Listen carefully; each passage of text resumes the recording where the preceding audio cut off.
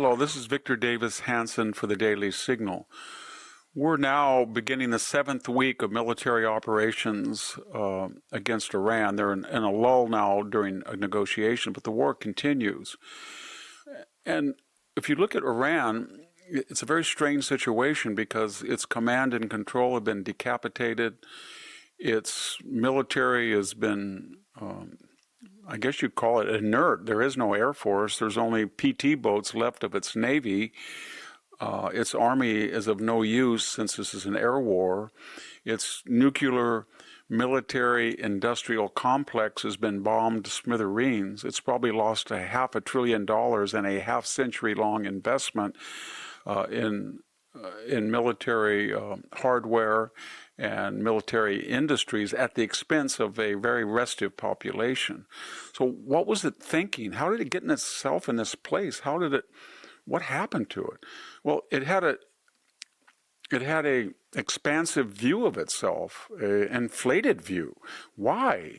During the Obama administration, the Obama State Department and Obama himself sent these messages to Iran that maybe a Shia crescent, maybe Tehran, Damascus, Beirut, Gaza, people in Yemen might balance the Sunni Arabs of the Gulf with their money and the military power of the Jewish state of Israel, and Obama might step in from time to time to adjudicate this, I guess they call it creative tension. In other words, we said there was no moral difference between the Iranian bloc and its opponents, when there was, of course. That gave the impression to Iran that we were afraid of them, or we would always be willing to make concessions. When Biden came in, the Iranians looked at him. The first thing he did was beg them to get back in the Iran deal. That inflated their egos even greater. Then he lifted sanctions and gave them $100 billion of new revenue. Meanwhile, the Iranians were looking at Russia going into Ukraine, and the United States had done nothing other than say our reaction will hinge on whether it's a minor or major invasion. And then came October 7th, and the Iranians had subsidized Hezbollah, Hamas, and the Houthis and its proxies and clients in Syria and Iraq with the idea they had created a ring of fire around the Jewish state, and that after the October 7th massacres, which they denied they had foreknowledge, but they obviously strategically planned it with their clients, they thought that the United States wouldn't do anything, and they were pretty much right about that during the Biden administration. If even worse, we kind of distanced ourselves from Israel, and Iran knew that. And they felt that after October 7th, it would be such a traumatic experience for the Israeli government, they wouldn't do much. A lot of this was hinged on this pseudo-reputation they had of being militarily indomitable, invincible, but there was never any proof that was true. In the Iran-Iraq War of 1980, they didn't do very well. Khomeini had to sue for peace, even though they had almost 1.5 times the population of Iraq. But they were the terror of the Middle East. People said, whatever you do, go into Afghanistan, go into Iraq, bomb, don't get near Iran. They're crazy people. They have 93 million people.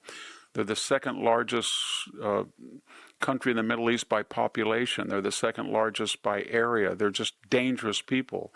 They're fanatic Shia, and they're willing to die for their cause. But if you actually looked at what they had done, they had achieved that reputation through surrogate use of terrorism, blowing up embassies, blowing up Marine barracks, assassinating individuals, sending weaponry to kill Americans in Afghanistan and Iraq. But they'd never really shown any impressive performance on the battlefield, either at sea, on the ground, or in the air. And then so they thought they could get away with October 7th, and that gave them even a greater inflated sense of self, because they kept telling us that between all of their proxies and their own arsenals, they might have 300,000 short and long-range missiles, rockets, and drones, and they would collapse Israel under a sea of explosives. So they thought that even after October 7th, Israel wouldn't dare do anything to them because they had sophisticated Chinese and Russian air defenses. What they didn't count on were two things. October 7th changed the entire mentality of Israel. It was the greatest loss of Jewish life since the Holocaust. And they said, you cannot live like this. You cannot sustain a country like this. You can't have a sword of Damocles like this descending on you periodically. So we're going to have to go to the head of the snake. Hezbollah will deal with yes. Hamas we're going to deal with. The Houthis we will deal with. The people in Syria will deal with. But in one way or the other, they get money and weapons from Tehran. And we don't believe that they're indomitable. Not now, not after October 7th. And so in that 12-day war of last year, they destroyed the entire air defenses of Iran. And then they began taking out its military capability and its nuclear industry and infrastructure, and they called us in and asked us, and we were more than ready to comply because it was in our national interest.